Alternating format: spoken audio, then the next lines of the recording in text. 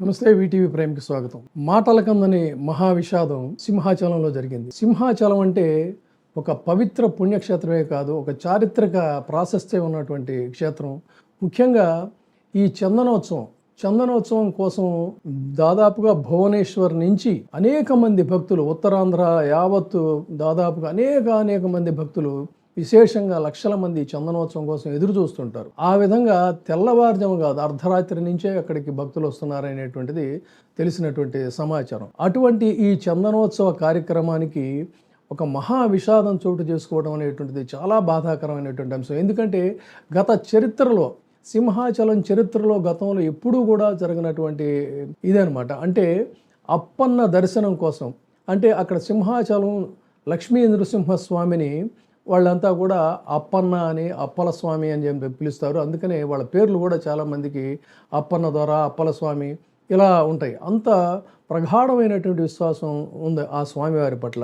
ఆ చందనోత్సవానికి వేస్తున్నప్పుడు అక్కడ ఈ కూటమి ప్రభుత్వం ఆధ్వర్యంలో కట్టినటువంటి అవినీతి గోడకి చందనోత్సవం సందర్భంగా అప్పన్న భక్తుల యొక్క రక్తంతో ఆ ప్రాంగణం తడవడం అనేటువంటిది చాలా దురదృష్టకరమైనటువంటి సంఘటన. ఇంతకంటే దుశ్శకునం అనేటువంటిది మరొకటి ఉండదు.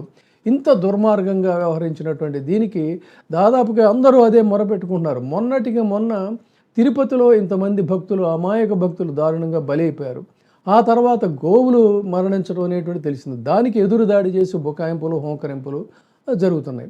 సరే, భక్తుల తొక్కిసలాట్లు అయితే భక్తులు చనిపోయినప్పుడు ఈ దుర్మార్గపు ప్రభుత్వం, ఈ అవినీతి ప్రభుత్వం ఏం చేయాలి? కనీసం జాగ్రత్తలు తీసుకోవాలి. చందనోత్సవం కోసం అంటే 6 నెలల ముందు నుంచి కూడా అక్కడ ఏర్పాట్లు జరుగుతూ ఉంటాయి. 6 నెలల ముందు నుంచి జరగాల్సినటువంటి ఏర్పాట్లో కేవలం స్వల్ప వ్యవధిలో, రోజుల వ్యవధిలో ఒక అవినీతితో కట్టినటువంటి గోడ ఇది. ఎందుకంటే వాళ్ళకి తెలుసు ఏముంది, అంతా మనవాళ్లే కదా వడ్డించేది. మరి వాళ్ళకి కాంట్రాక్ట్ ఇప్పించినటువంటి మంత్రి ఎవడు, తర్వాత అసలు దీనికి టెండర్లు పిలిచారా లేదా, వాడికి ఉన్నటువంటి అర్హత ఏంటి, ఏ విధంగా కట్టాడు, ఎందుకు అందులో స్టీల్ ఎంత శాతం అసలు స్టీల్ లేదని చెప్తున్నారు.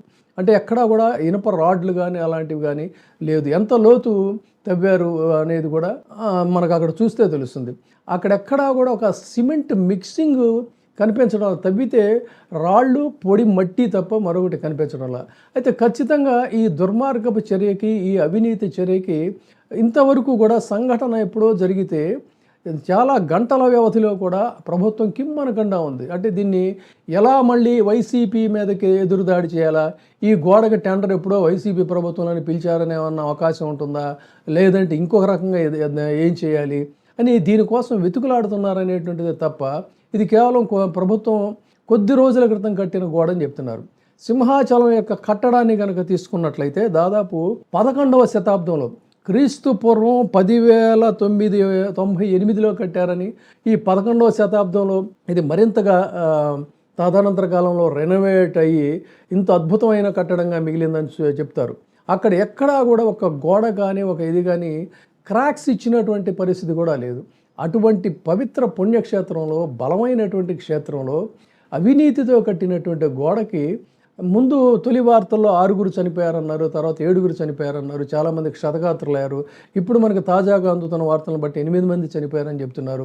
మరింతమంది పరిస్థితి చాలా ప్రమాదకరంగా ఉందని. ఇంత అన్యాయం ఏంటి, ఇంత దారుణం ఏంటి భక్తుల పట్ల, అంటే సగటు ప్రజల పట్ల ఎందుకు ఈ ప్రభుత్వానికి ఇంత నిర్లక్ష్య వైఖరి? ఒక డిప్యూటీ సీఎం పర్యటన అంటే విస్తృతమైనటువంటి భద్రతా ఏర్పాట్లు, సీఎం ప్రోగ్రాం అంటే భారీ ఎత్తున ఏర్పాట్లు, ప్రధానమంత్రి అమరావతికి వస్తున్నారంటే దాదాపుగా ఆపసోపాలు పడుతూ డీజీ స్థాయి నుంచి మొత్తం అందరినీ కూడా డిప్లాయ్ చేసి అన్ని శాఖల్ని కూడా అక్కడ సమీకరించి ఇంత పెద్ద ఎత్తున మోహరింపజేసి హడావుడి హైరాణ పడుతున్నారే.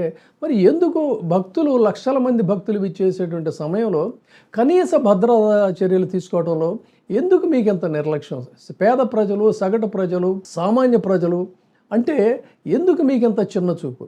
చాలా మీకు చందనోత్సవం జరుగుతున్నప్పుడు అక్కడ ఉన్నటువంటి మంత్రులు, బొత్స సత్యనారాయణ లాంటి వాళ్ళు, వీళ్ళందరూ కూడా స్వీయ పర్యవేక్షణలో అక్కడ అవన్నీ చూస్తుంటే భక్తులు, వాళ్ళకి లక్షల మంది వచ్చినటువంటి భక్తులు వాళ్ళ అసౌకర్యానికి దానికి సంబంధించి ఆ మంత్రుల మీద కూడా వాళ్ళు తిడుతూ ఉంటే వాళ్ళు చిరునవ్వు నవ్వుతూ సహనంతో అది ఎన్ని సర్దుబాట్లు చేస్తా దగ్గరుండి పర్యవేక్షించారు తప్ప ఎక్కడా కూడా నిర్లక్ష్య ధోరణి లేదు. కానీ సంఘటన జరిగి ఇప్పుడు మనం మాట్లాడే సమయానికి సంఘటన జరిగి ఇన్ని గంటలు అవుతున్నా కూడా ఇప్పటి వరకు కూడా మంత్రులు సందర్శించకపోవటం, ప్రభుత్వం నుంచి అధికారిక ప్రకటన రాకపోవటం అంటే అసలు ఈ ప్రభుత్వం సామాన్య ప్రజల కోసం పనిచేస్తుందా, లేదు అంటే కాంట్రాక్టర్ల కోసం లేకపోతే ఉర్సా లాంటి పెద్ద పెద్ద కార్పొరేట్ కంపెనీల కోసం, వాళ్ళ కోసం మాత్రమే ఈ ప్రభుత్వం అని చెప్పి అనుకోవాలా? ఏంటి ఈ దారుణం? ఏంటి ఈ సంఘటనకి ఎవరు బాధ్యత వహిస్తారో? ఆ ప్రాణాలని ఎక్కడో కాశ్మీర్లో 26 మంది చనిపోతే దాని గురించి పెద్ద పెద్ద మీటింగులు పెట్టి మాట్లాడుతున్నారు.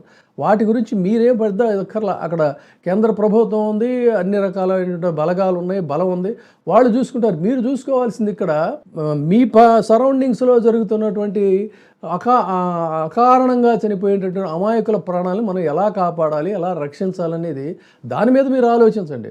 ఊరికి ఉపన్యాసాలు, స్టేట్మెంట్లు కాదు. మీకు నిజంగా పబ్లిక్ మీద కన్సర్న్ ఉంటే ఎందుకు మీరు ఇంత నిర్లక్ష్యం వహించారు?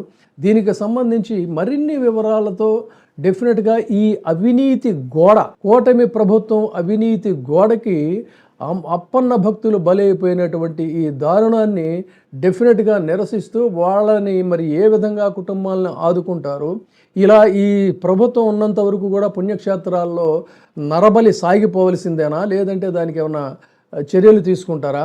తర్వాత అసలు అక్కడ ఆ అవినీతి గోడ కట్టిన వాడెవడు, ఎంత కట్టారు, ప్రజాధనాన్ని ఎంత మీరు మింగేశారు, ఈ వివరాలన్నిటి మీద కూడా మళ్ళీ మరొక వీడియోలో మనం సమగ్రంగా వివరిస్తాను.